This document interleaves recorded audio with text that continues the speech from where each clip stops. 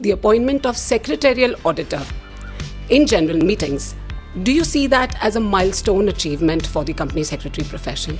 This is one step towards that, where we have been treated on par with that of a statutory auditor.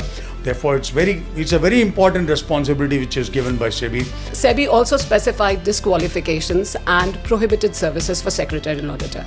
How do you think that's going to affect the appointment of a practicing company secretary firm as a secretarial auditor? I think that was an absolute necessity, and SEBI has done the right thing in terms of incorporating these requirements. Integrated filing. How is that improving the entire governance mechanism? When there are two stock exchanges where they're listing, and both are national stock exchange, so there should be some method by which a filing in one will get reflected. So in whatever manner, when the other automatically. So when this happens simultaneously, it is in fact improving the entire governance structure. A company which is well governed gets the best valuation in the market.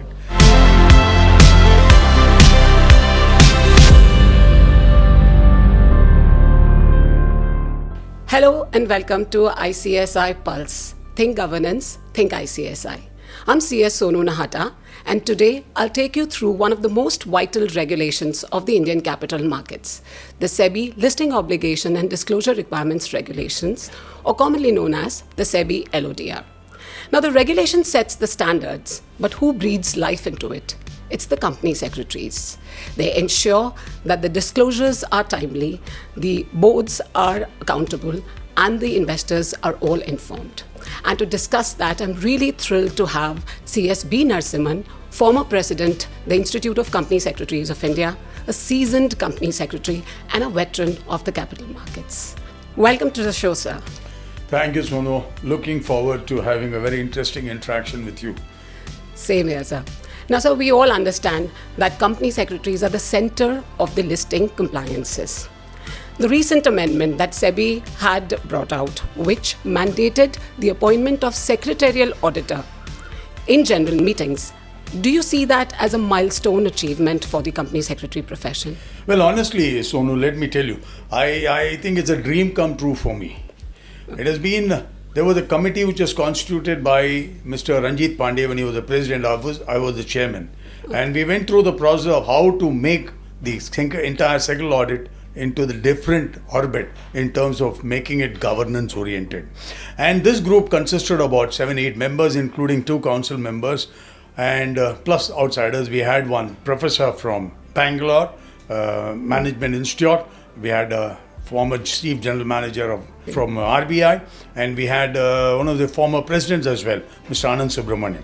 So we went through the process and we discussed a lot of things. In fact, we had very detailed discussions not only with the company secretaries but also the other stakeholders like independent directors, chairmen of various banks, etc.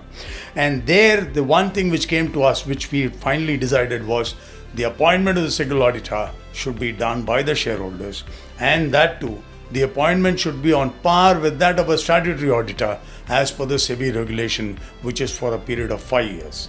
The reasoning is very simple. Today, the appointment of the secretarial auditor is done on a yearly basis, which used to be done earlier, and the difficulty was the secretarial auditor was not able to really explain this the observation or qualification which he has, because if he does so, the company would not have him the next year. Right. So let's understand, there's nobody wants to have a negative view coming into the public domain of that particular company. And finally, in my view, this is one step towards that, where we have been treated on par with that of a statutory auditor. Therefore, it's a very important responsibility which is given by SEBI, and it is very important for the secretarial auditor to perform the responsibility in a highly responsible manner. Therefore, he should do as a job as an absolute professional. I'm very happy with this change, and I'm sure it's a welcome change for all the practicing company secretaries. But more importantly, I would say that instead of going on a yearly basis, even the employed company secretaries do welcome this change. So that's an interesting and experienced perspective coming into the picture. SEBI also specified disqualifications and prohibited services for secretarial auditor. How do you think that's going to affect the appointment of a practicing company secretary firm as a secretarial auditor? Yeah, along comes any recognition, along with that comes responsibility. And one more thing more important is, what is an auditor doing? An auditor is doing the work of what has been done. He's auditing the work which has been done by the company and therefore is giving his note. Now, if he does the job himself and also does an audit, will that be an effective one? Of course not. Therefore, there is going to be conflict of interest coming up. So SEBI rightfully, I've been part of this committee. I've been part of the accolade committee which went into this process to get this on board. We have discussed it in great detail. Similar to a statutory auditor, he cannot do several other activities which normally he was performing. But similarly, on those lines, the second auditor has also been prohibited from doing certain activities. And that is enshrined in the circular issued by SEBI on the 23rd of April, and which identifies what cannot be done, like internal audit, investment advisory services, etc., etc. But SEBI went one step further, and they also asked the Institute of Company Secretaries to specify those activities which can be expressly performed by the company secretary, the secretarial auditor. Right. And that was issued by the Institute no sooner after this announcement was made. And we have given a detailed circular, and this circular has been shared with all the. So there we have identified the areas where the second auditor can do, which would not affect the other services which is going to be performed. And this is a fairly enlarged one. It comes to about 23, 24 points. Okay. So this is a very important one. And I want each one of the company secretaries who are the second auditor to go through this list, make sure that whatever you're doing with it is within the permissible limits as provided by ICSI and not the prohibited limit which is provided by SEBI. So this is just to remove the conflict of interest which the person will have, and I think that was an absolute necessity, and SEBI has done the right thing in terms of incorporating these requirements. Of course, it is improving the entire corporate culture in that case. Obviously. In order to corporate culture, the governance, everything comes into it. Right. And therefore, it's been done for the good. And I think I'm very happy with whatever has been done. Now, with all these regular amendments that SEBI is doing and bringing out, how should a company secretary stay ahead of the curve? Like what should a company secretary do? Every now and then there's an amendment, and then they have to update. What should a company secretary do? See, the beauty is for a company secretary in practice, there are two areas where the recognition is coming from. One is from the Companies Act, and one is from the SEBI regulation or any other regulation. For us, we are very close to the SEBI regulation because it's on governance and the compliance, and therefore we are the one who are very closely identified with that regulation. So, the SEBI as a regulator has to monitor the entire activity of all listed companies. If you ask me whether they have the wherewithal to do it, no. Okay. They look at professionals who can step into their shoes and do the job. And therefore, any recognition which is coming from SEBI shows the confidence SEBI has in our profession. And mind you, this is not the odd one which has come by. This is one of the major one which has come by, but because we have been able to impress upon SEBI the need for it. And let me tell you, since 2022, there have been several changes which have been made in the SEBI regulations. Exactly. Where the formal recognition was given to the company secretary in practice. Be it ESOP certification, which used to be with the statutory auditor, was given away. That has come through the PMAC committee recommendation, mind you. And then we had preferential issue. The preferential issue certification is to be done by a practicing company. In other words, these recognition, and it's not one odd certificate. There are event-based certificate to be given. Even for ESOP, there are about four events based on which the certificate needs to be given, similar to a preferential issue. So these are things which are coming by, and I want to mention this fact that along with recognition also comes responsibility.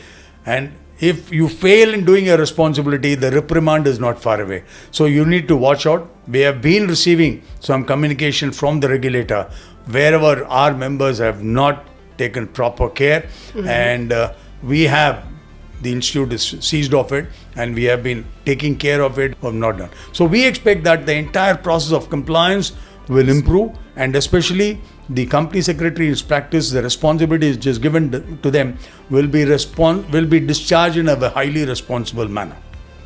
Right.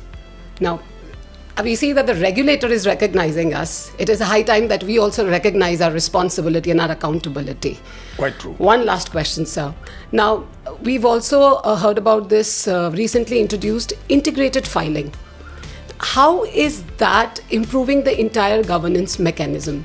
That's with effect from the last quarter of the ending 31st December 2024. This was a clamor from the company secretaries in practice. Some of the regulation says within half an hour you have to file, within 10 minutes you have to do. And most importantly, when the filing was separately listed in both the stock exchanges, it was taking a hell of a lot of time for the company secretary and his team to file in BSE, again in NSE, and there was always a time gap difference.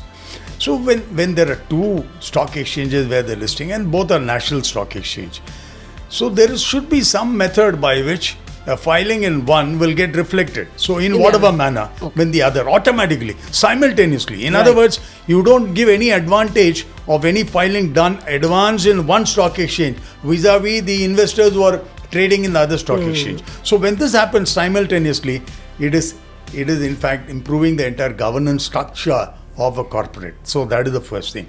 And it was, gone are the days when a company used to have one company secretary. Today, the responsibility is so heavy on them. They have multiple people in their organization. There's an entire department. Yeah, they have a huge department.